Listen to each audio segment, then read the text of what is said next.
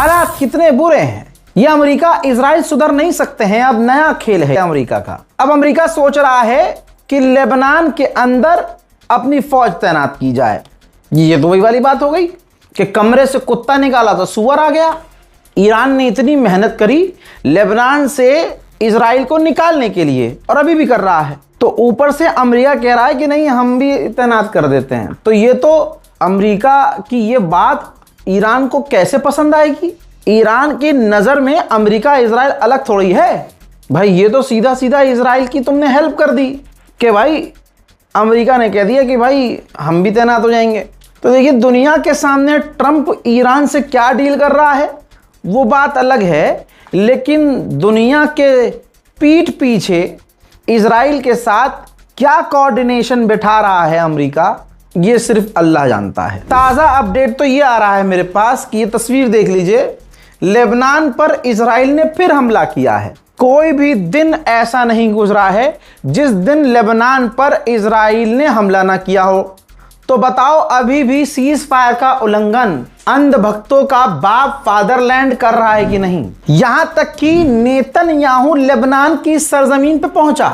ये देखिए पूरी दुनिया में ऐसा कहीं नहीं होता। क्या आपके मुल्क का प्रधानमंत्री दूसरे के मुल्क की जमीन पर कब्जा करके जा सकता है? अगर जाएगा तो क्या दूसरा मुल्क या दुनिया एक्सेप्ट करेगी? लेकिन ये इजराइल है, इसके आगे अच्छे अच्छे हग रहे हैं ईरान के अलावा। देख लो नेतन्याहू लेबनान की सरजमीन पे पहुंचा, वहां अपनी फौज से मिला और ये तक स्टेटमेंट दे दिया कि हम अपनी सिक्योरिटी के कंफर्म होने से पहले लेबनान से बाहर नहीं निकलेंगे। यानी लेबनान से कह दिया कि हम बाहर नहीं निकलेंगे। तो अमेरिका के मुंह में तो रोज मूत रहा है नेतन्याहू।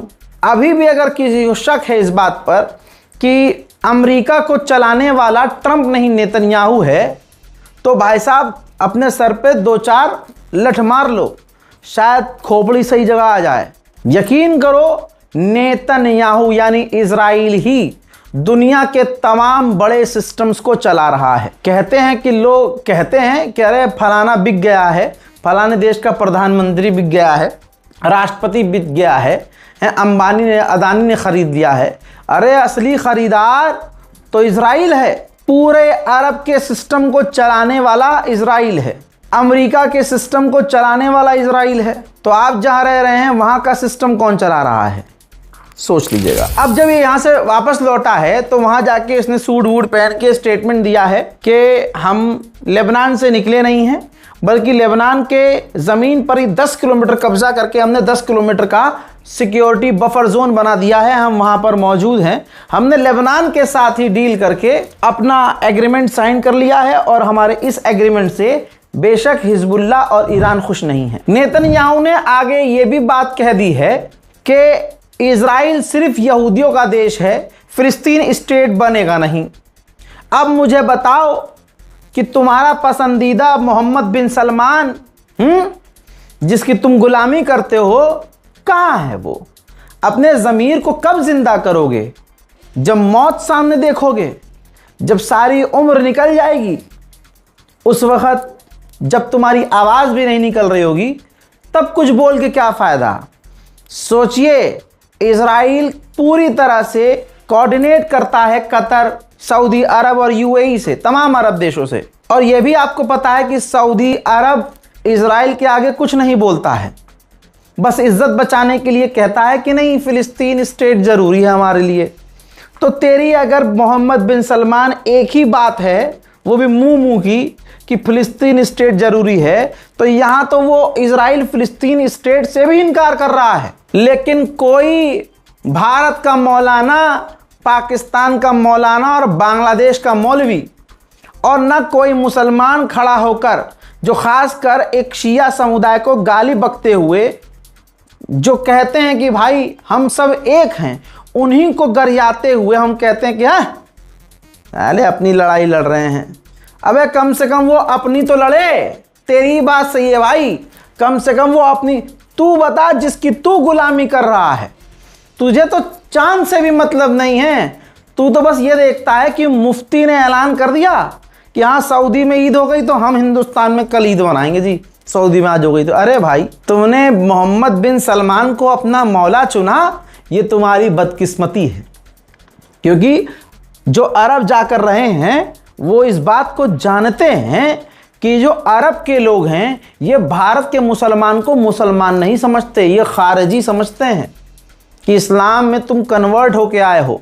जो हिंदू सोचता है तुम्हारे बारे में वही ये अरब सोचता है तुम्हारे बारे में कि हाँ, ये पहले हिंदू थे, बुद्ध की पूजा करते थे, बाद में ये कन्वर्ट हुए हैं। अरे भाई, आप किसी अरब से मिलो जिसके जिगर में सच हो बताने का, वो बताएगा आपको। अंधाधुन सऊदी अरब के दीवाने हुए पड़े हैं। नेतन्याहू ने कहा कि हमने ईरान में 2 बार घुसपैठ की, जरूरत पड़ी तो तीसरी बार भी घुसेंगे। 2 बार घुसे, 2 बार हमने अपने आप को बचाया, अब हम तीसरी बार भी घुस सकते हैं, हम इतने कैपेबल हैं। मुसीबत कितनी ज्यादा बढ़ गई है कि इधर खामनाई का अंतिम संस्कार होना है और इजराइल के डिफेंस मिनिस्टर ने हुक्म दे दिया है भाई मोसाद को कि ईरान के अंदर ऑपरेशन करो। अल्लाह रहम करे। ईरान के पार्लियामेंट स्पीकर से पत्रकार ने पूछा कि अमेरिका ने कहा है कि हम जो ईरान को रिलीज करके डॉलर देंगे, उन डॉलर से वो अमेरिका के ही फूड्स, अमेरिका की चीजों को खरीदेगा, खाना पानी अनाज हमसे खरीदेगा। क्या ऐसा है? गरीबात ने साफ इनकार कर दिया कि नहीं, पैसा हमारा है, हम जो चाहे करें, जहां से चाहे खरीदें। ये सरासर झूठ है। आगे गलीबाफ ने यह भी क्लियर किया कि अगर अमेरिका हमसे किए गए वादों को पूरा नहीं करता है तो आगे हम बात ही नहीं करेंगे। जी हां, जो अब सेकंड स्टेप पर अमेरिका से बातचीत होनी है, ईरान इनकार कर रहा है कि जब तक हमारी तमाम शर्तों को जो लिखित में हमने एग्रीमेंट में साइन किया है अमेरिका ने उनको नहीं माना तो बातचीत आगे नहीं होगी। हजरात, एक हिजड़ा संगठन जीसीसी, गल्फ कॉरपोरेशन काउंसिल, ये कई सारी बहनों का एक संगठन है। इनकी जो है मीटिंग हुई है बहरीन में। इनके जो फौज के कमांडर हैं, जीसीसी यानी गल्फ कॉरपोरेशन देशों के जो फौज के कमांडर हैं बहरीन में मिले हैं।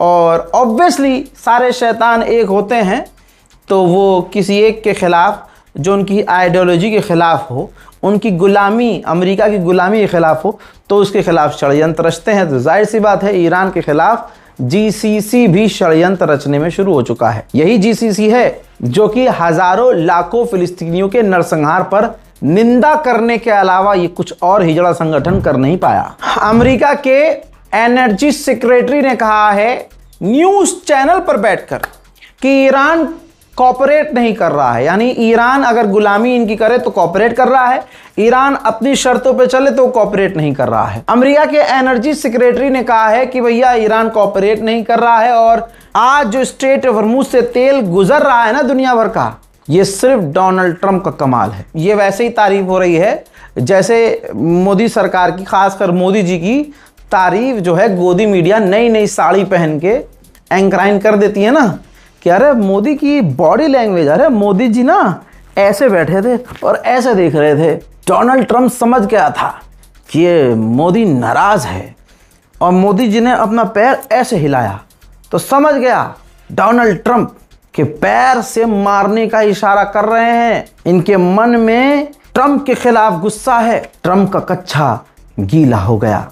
अंजना ओम मोदी और रूबिका चचा कि भाई साहब बस नहीं चल रहा था कि ये क्या ना कह दे मोदी की तारीफ में। वो तो ये भी कह देंगी कि अरे मीटिंग के दौरान मोदी को इतना गुस्सा आया ट्रंप के ऊपर कि मोदी ने मूत दिया जाकर। जी हाँ, पैखाने में गए, पेशाब करके आए, तो मोदी का पेशाब करके आना इस बात की दलील है कि मोदी को ट्रंप पर गुस्सा आ रहा था। समझ रहे हो? तो जिस तरह से अंधाधुन फौफौ की तारीफ की जाती है, ठीक वैसे ही ट्रंप के नेता, ट्रंप के गुलामी करने वाले लोग, ट्रंप के साथ सट्टा लगाने वाले लोग 24-24 घंटे ट्रंप की तारीफ करने में लीन हैं। उधर डोनाल्ड ट्रंप ने धमकी दी है तेल की कंपनियों को कि तेल के दाम अगर कम नहीं करोगे तो बैन लगेगा, इन्वेस्टिगेशन होगी। पहली बार मुझे गुलाबी सूअर की बात अच्छी लगी है। गुलाबी सूअर जरा अपनी नाजायज औलाद के यहाँ भी देख ले। जो अंधभक्त हैं, जो डोनाल्ड ट्रंप और गाय का पेशाब पीते रहते हैं, जरा इधर भी तो देखे, हमारे यहाँ तो इथेनॉल बन रहा है। तेल डीजल पेट्रोल के दाम तो भाई कम हो ही ना रहे, ऊपर से देश में गाड़ियां तबाही में हैं। नई गाड़ी लेने से बचिएगा, ये मैं आपको आइडिया दे रहा हूं। मैं भी गाड़ी लेने के लिए सोच रहा था कि चलो भाई सवारी एक थोड़ा और बढ़िया कर लेते हैं, गाड़ी अपडेट कर लेते हैं। तो रिसर्च करने पे पता चला कि भाई जो नई गाड़ियां होंगी जो अभी मार्केट में हैं 2026 मॉडल जो कार वार हैं, भाई रेंज रोवर से लेकर ये जी वैगन तक, समझ रहे हो आप, ये गाड़ियां भी इथेनॉल की वजह से खराब हो रही हैं। तमाम रील भी आ रही होगी आपके पास, रिपोर्ट भी आ रही होगी आपके पास। ये मैं अपना इंसिडेंट बता रहा हूं कि मैं भी अब गाड़ी लेने से रुक गया, आप भी रुक जाइएगा, क्योंकि सरकार चाहती है कि आप उनकी औलादों को अमीर करने के लिए अपनी गाड़ी में गन्ने का जूस डालें। हमारा जूस निकाल रहे हैं, अपने बच्चों को अय्याशी आवारागर्दी करवाने के लिए जनता को लूट रहे हैं। और अंधभक्तों को फर्क नहीं पड़ता। फर्क इसलिए भी नहीं पड़ता कि अंधभक्त के पास है ही क्या, सेकेंड हैंड स्कूटी, वो छीन मिलेंगे मोदी जी तो क्या ही फर्क पड़ेगा, समझ रहे हो। उनको तो मोदी मोदी करने के 400 रुपए दिन के दिहाड़े मिल जाए तो ये भी बहुत बड़ी बात है। पेट्रोल डीजल महंगा हो तो भक्तों को फर्क इसलिए नहीं पड़ता क्योंकि भाई साहब गाड़ी होगी तब फर्क पड़ेगा ना। और जिन पे फर्क नहीं पड़ता वो सरकार में है, बीजेपी में है, और बीजेपी में है तो पता है अंधा पैसा है चंदे का भाई। कभी राम मंदिर लूट लिया जाता है, अपने भगवान की क्या कहूँ गर्दन से माला चुरा ली जाती है, भगवान के चरणों में जो उनकी चप्पल चढ़ाई गई चांदी की वो चुरा ली जाती है, तो क्या ही फर्क पड़ेगा। अमीर और अमीर हो गया, गरीब और गरीब हो गया, और बीच में मिडिल क्लास ले पूरी तरह से ठुक गया। लेकिन सवाल मत करना, सवाल करोगे चाहे आप हिंदू हो या मुसलमान हो, अगर आप मोदी सरकार से सवाल कर दोगे तो उसी वक्त आतंकवादी साबित कर दिए जाओगे। अगर आप सिख समुदाय से हुए तो खालिस्तानी बोल दिए जाओगे, मुसलमान हुए तो भैया आतंकी तो आप हो ही, पाकिस्तानी तो आप हो ही। अगर ईसाई हो तो ईसाई प्रोपेगेंडा चला रहे हो, धर्म परिवर्तन करवा रहे हो, तुम आतंकवादी हो। और अगर आप हिंदू हो तो आपने अगर सवाल कर लिया तो फिर तुम कांग्रेसी हो, तुम देश के गद्दार हो, तुम कन्वर्टेड हो, तुम मुल्ला समर्थक हो। ये अब आम हो चुका है, समझ सबको आ रहा है लेकिन बोल कोई नहीं रहा। आप देखिए भारत के अंदर जो बिल्डोजर पर ताली बजाते थे दिल्ली से लेकर यूपी तक में, अब उन हिंदुओं के घरों पर भी बिल्डोजर चला जो कल तक अपने आप को कहते थे हाँ हम अंधभक्त हैं, मोदी जी की जय हो, योगी जी की जय हो, बिल्डोजर चलना चाहिए। आज उनका भी घर टूट गया है, अब वो घुट रहे हैं। खिलाफ मोदी के बोले तो लोग और हंसेंगे कि भाई ले हो गया पार्टी के खिलाफ, और अगर कुछ ना बोले तो कहेंगे ले खुद का घर टूट गया तब भी कुछ नहीं बोल रहा, कैसा गुलाम है, कैसी अंधभक्ति है। तो लगी तो पड़ी है।